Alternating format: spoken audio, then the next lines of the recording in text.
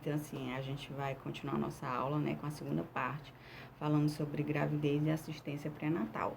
Então, assim, o diagnóstico da gestação, ele vai ser baseado na história clínica da paciente, né, no exame físico, assim como nos exames laboratoriais, ok? Então, assim, a mulher, ela apresenta sinais de gravidez, que a gente já falou, né? Sendo que o primeiro mencionado por ela geralmente é a amenorreia, que é o atraso da menstruação. Mas assim, como é que a gente vai classificar esses sinais de gestação, né? Tem os sinais de presunção, que é a amenorreia, que é a ausência da menstruação, que é o primeiro sintoma de suspeita de uma gestação.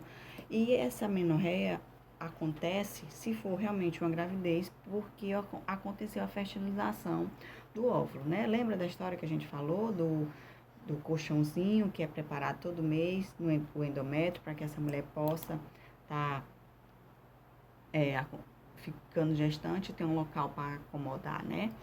Outro sinal de presunção é o mal-estar matinal, que ele é bastante comum no início da gravidez, né? É caracterizado pelo incômodo gástrico, principalmente no início do dia, e isso ocorre devido ao aumento dos hormônios séricos no organismo feminino, tá? Tem a questão das alterações das mamas, né? Porque essas mamas vão apresentar um crescimento, além do aumento da sensibilidade e alteração da pigmentação, principalmente saúde da areola, tá? Isso vai acontecer devido ao aumento dos níveis de estrógeno, o aumento da frequência urinária, que vai fazer com que essa mulher vá mais vezes ao banheiro, né? Muitas vezes não tem uma quantidade significativa.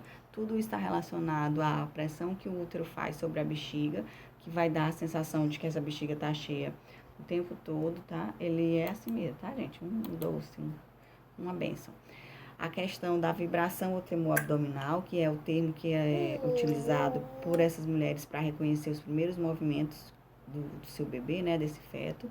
Eles são geralmente quase imperceptíveis e podem ser confundidos com gases intestinais.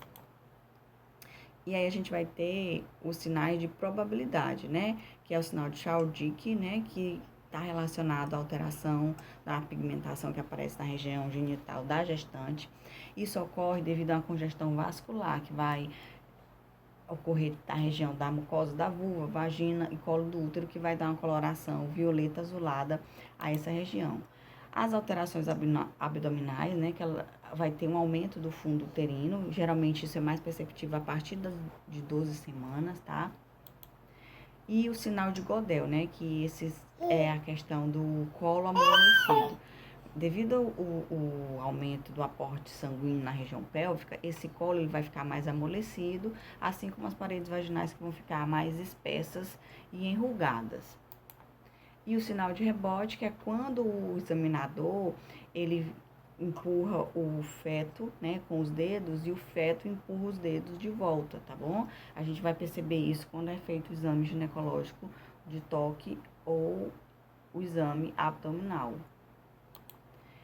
Além das contrações de Braxton Hicks, né, que são contrações uterinas, indolores, né, a mulher não sente dor, elas vão começar no início da gestação e elas vão se tornar mais presentes à medida que essa gestação avança, a mulher vai sentir como se fosse um aperto no abdômen, né, no final elas vão se tornar mais fortes e aí elas podem ser confundidas com as contrações do parto.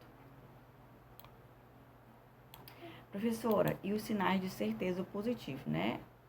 A presença de batimentos cardiofetais. Como é que a gente vai perceber esses batimentos? Ou com auxílio do estetoscópio ou com auxílio do Doppler, tá? O estetoscópio de Pinar, ele lembra muito um copo de inox. Eu até coloquei uma figura no slide para vocês estarem dando uma olhada, tá? O teste beta-HCG positivo, já que esse hormônio ele só vai ser produzido em caso de gestação, né? À medida que a gestação avança, a quantidade vai aumentar.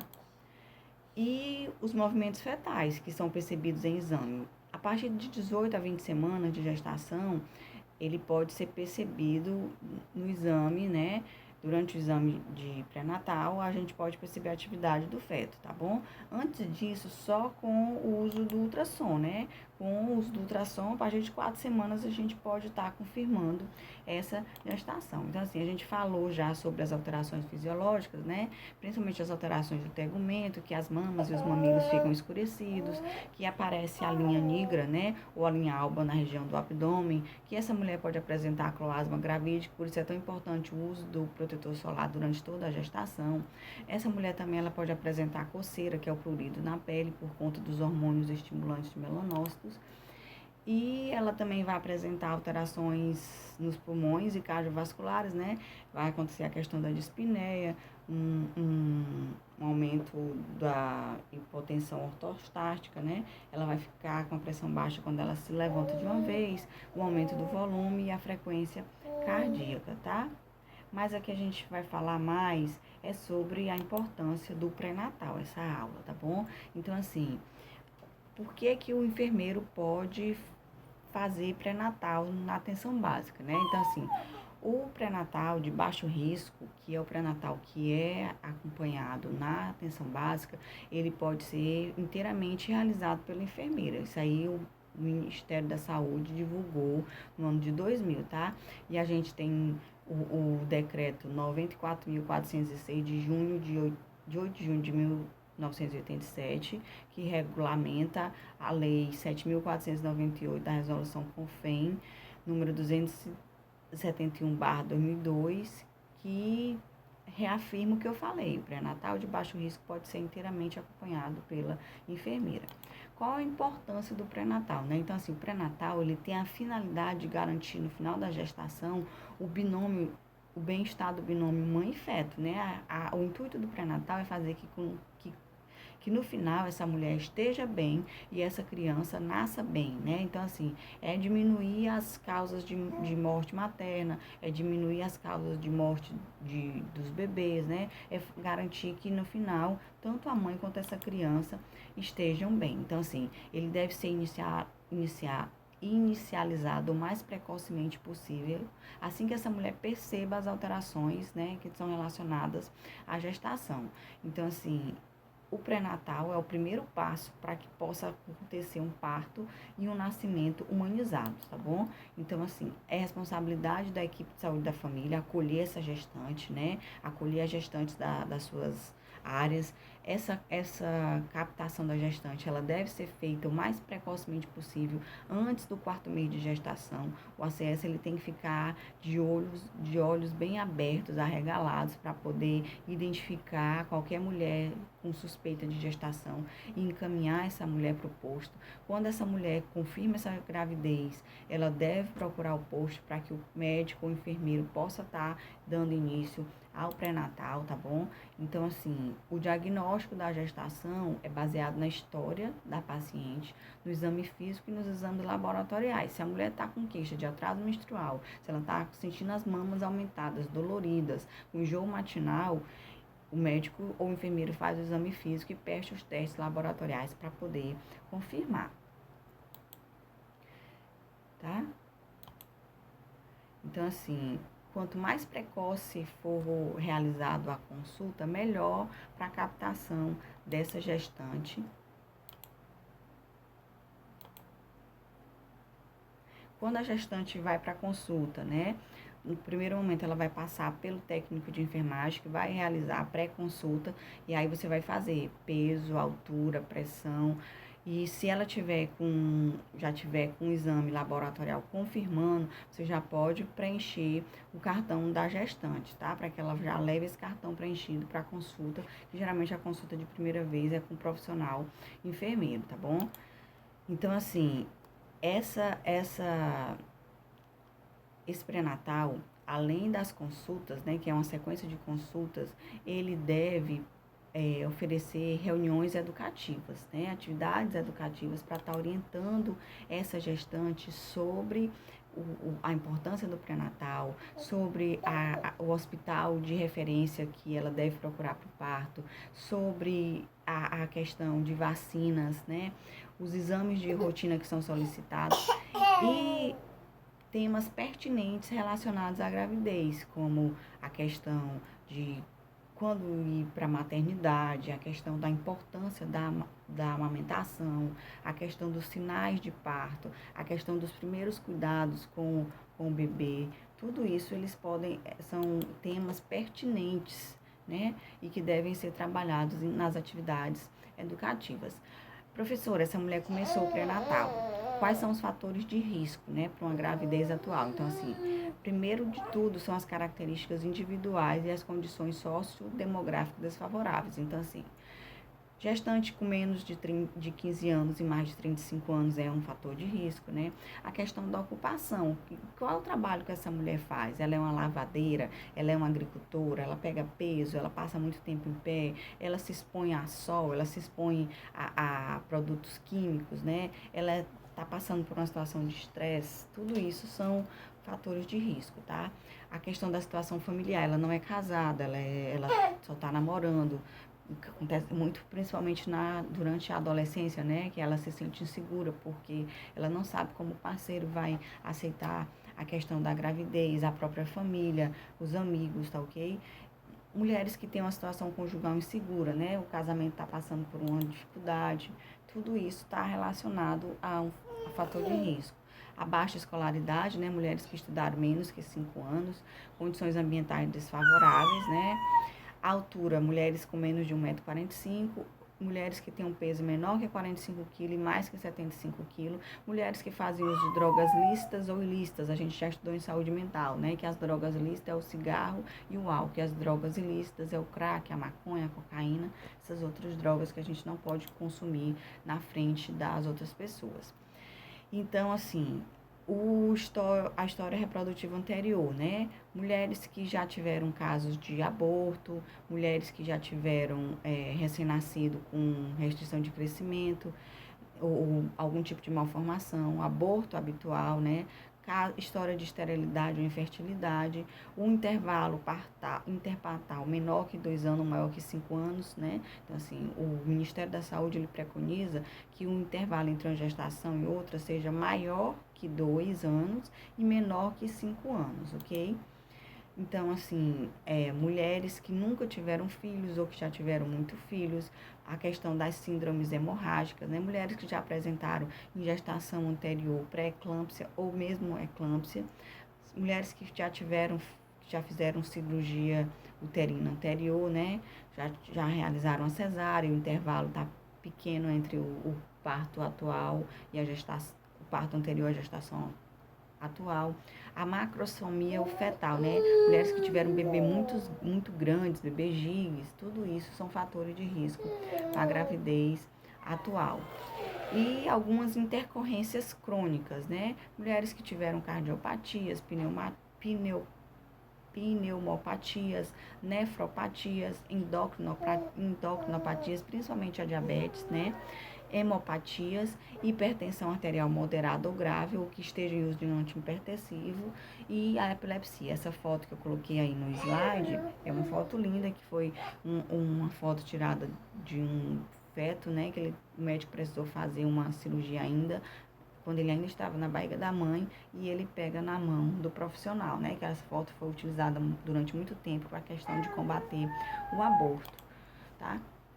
Além de questão de infecção urinária, né? Mulheres que são portadoras de doenças como hepatite, toxoplasmose, o HIV, sífilis e outras infecções sexualmente transmissíveis, mulheres que têm lúpus, né, ou outras doenças autoimunes, e as ginecopatias, que são malformações uterinas, como mulheres que têm mioma, tumores anexiais e outras, tá? Então, assim, além de doença obstétrica na gravidez atual. Então, assim, a gente tem que observar o desvio quanto ao crescimento uterino, né? O número de fetos e ver também a questão do volume do líquido amniótico, ver a possibilidade de trabalho de parto prematuro ou a gravidez prolongada, tá bom? Ver a questão do ganho de peso, se está adequado, a questão dos riscos de pré-eclâmpsia e eclâmpsia, por isso que é tão importante observar a pressão da gestante em toda consulta, observar se essa mulher refere questão de hemorragia ou se ela já teve caso de óbito fetal, tá? Então, assim, o que deve ser feito na primeira consulta, né? A a questão do exame, né? Você vai observar, o profissional enfermeiro, o profissional médico vai fazer toda a anamnese dessa mulher, mas uma das coisas que não pode deixar de acontecer é a data da última menstruação ou DUM, né? Você vai perguntar quando foi a última menstruação, para você poder calcular a DPP, que é a data provável de parto, tá? Então, assim, o que vai acontecer? Se essa mulher souber a data, ótimo, você vai colocar a data lá direitinho. É 25 de janeiro de 2020, se coloca lá. Se ela não sabe, aí você vai ter que colocar uma data aproximada, tá? Então, se for no começo do mês, você vai botar usar o 5. Se for no meio do mês, você vai usar o 15. Se for no final do mês, você vai usar o 25 como a data dessa menstruação. E aí, a gente vai aplicar a regra de Naegeli, né? Que você vai somar 7 ao dia, tá? Então, se ela menstruou no dia 20 de janeiro, você vai somar 20 mais 7, que dá 27. E no mês, você vai somar o 9, né? Se for nos meses de janeiro, fevereiro e março, você vai somar o 9, porque essa criança, quando ela é gerada nesses meses, ela ainda vai nascer no ano em curso. Então, se for janeiro, fevereiro e março, você vai somar 9. Então, a mulher que teve a menstruação no dia 20 de janeiro, a data provável do parto é 27/10, tá? Que já é para ter acontecido, né? Porque 20 mais 7 é 27 e 1 mais 9 dá 10. Já no caso das mulheres que a data da menstruação cair em abril, de abril a dezembro, a gente vai tirar 3. Então, se abril é 4, a gente vai tirar 3, vai dar 1. Se ela tivesse menstruado no dia 20 de abril, 20 mais 7, 27. 4 menos 3 dá 1. Então, esse bebê é para nascer no dia 27 de janeiro de 2021. Então, assim, o pré-natal, né, ele o profissional deve realizar o exame físico completo, vai fazer a anamnese completa, cabeça, pescoço, examinar toda essa mulher, ver se ela tem algum tipo de alteração, ver como é que tá a questão dos membros, se ela tem algum problema de pele, tá? Para poder, das consultas em seguintes, fazer só realmente a parte que condiz com o pré-natal, tá bom? Então, assim, todas as observações, elas devem ser anotadas no prontuário e no cartão da gestante. Atualmente, a gente já usa até o prontuário eletrônico. E em toda consulta é reavaliado o risco obstétrico e perinatal. Então, qual é o roteiro da primeira consulta, né? Vai ter a identificação, que é o nome, a idade, a cor que ela se declara, tá? Vocês que vão perguntar.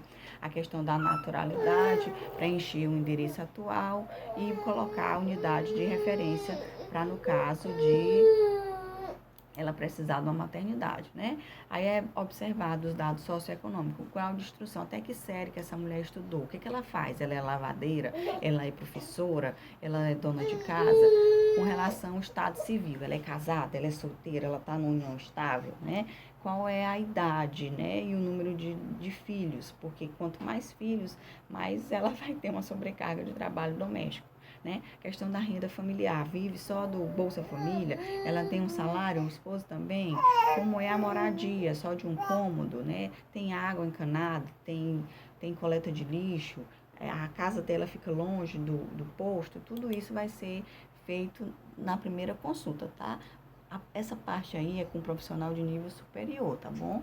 Então, assim, os antecedentes familiares e pessoais, né? Tem caso de hipertensão, tem caso de alguma cardiopatia, inclusive a doença de Chagas, né?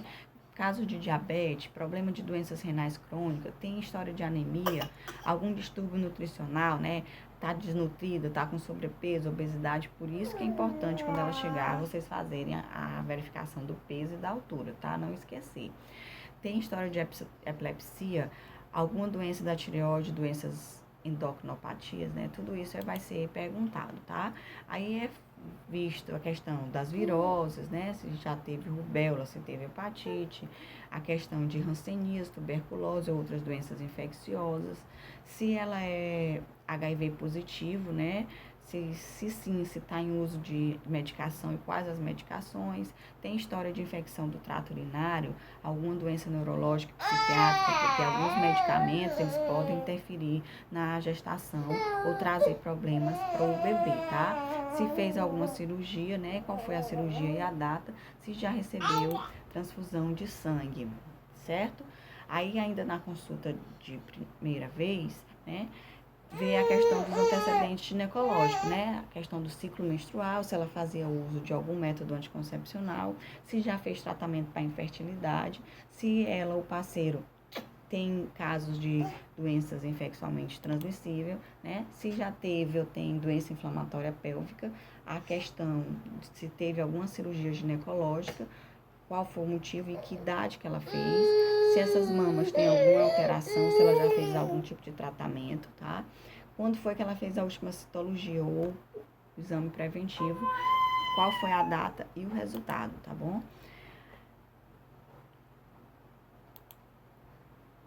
Então, assim, também tem que ser observado o número de gestações, né? Se ela já teve algum caso de aborto ou gravidez ectópica ou ainda caso de molo datiforme, o número de partos, se foram domiciliares ou hospitalares, né? Se ela já teve parto vaginal, se teve abortamento, por quê, né? Se foi um aborto espontâneo, se foi provocado, se foi causado por infecções sexualmente transmissíveis, se ela já teve complicação por infecções após a curetagem ou pós-abortamento, o número de filhos vivos, a idade que ela tinha na primeira gestação, o intervalo entre essas gestações, tá? Então, assim, orientar essa gestante sobre a questão de que ela não pode beber, não deve fumar, não deve fazer uso de droga ilícita, evitar esforço físico, né? Saber se ela está aceitando a gravidez, se o parceiro e a família também estão aceitando, principalmente se essa mulher for uma adolescente, tá bom? E aí no exame físico geral, né, é feito determinação do peso e altura, medida da pressão arterial, inspeção da pele e das mucosas, né? Tem que palpar a tireoide todo o pescoço, a região cervical, além da axilar, para ver se não tem algum tipo de nódulo ou alguma outra anormalidade, tá? É feita a ausculta cardiopulmonar, é feita a frequência cardíaca e também o exame dos membros inferiores. Na face é procurado a questão de edemas, tá bom? Então, assim, o exame ginecológico obstétrico, né? Vai ser feito o exame das mamas para ver a questão de se ela tem uma mama que favorece a questão da amamentação, né? E também falar sobre a questão do aleitamento materno, tá? É feita a palpação obstétrica para identificar a situação do feto, tá bom? A questão da medida da altura uterina, se já tiver condição de ver a ausculta dos batimentos cardíacos fetais, além da expensão dos genitais externos, tá?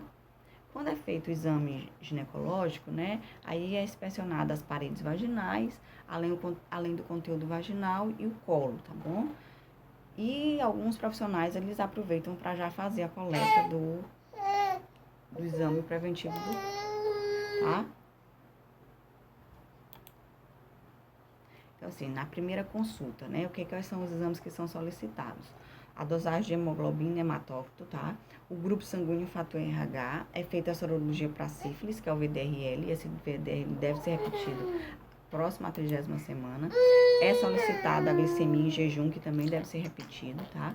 Um sumário de urina, a sorologia HIV, a sorologia para hepatite e para toxoplasmose também. E assim, podem ser acrescidos outros exames em situações especiais, tá? A ultrassonografia, ela é pedida na primeira consulta, né? Para ver se realmente é só um bebê, tá? E a localização desse bebê.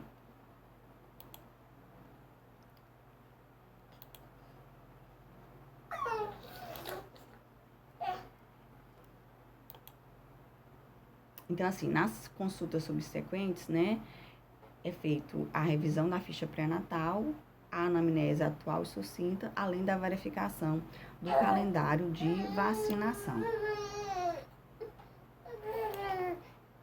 Então, assim, o pré-natal, ele só termina, né? Ele só é encerrado quando essa mulher completa 42 dias de puerpério, que é o resguardo, tá? Então, assim, essa mulher, ela tem que ser observada, ela tem que ser atendida por toda a equipe, desde o agente comunitário, técnico de enfermagem, profissional médico, profissional enfermeiro. E a visita deve ser realizada quando essa mulher chega da maternidade para poder ser observada se tem alguma complicação, alguma intercorrência. O ideal é que essa visita aconteça até o 7º dia do nascimento, porque é quando acontecem as maiores dificuldades, né? As infecções, as dificuldades da amamentação, e ver como é que essa mulher tá e essa criança também tá. Então, assim, gente, a gente fica por aqui, tá? E até a próxima, tá?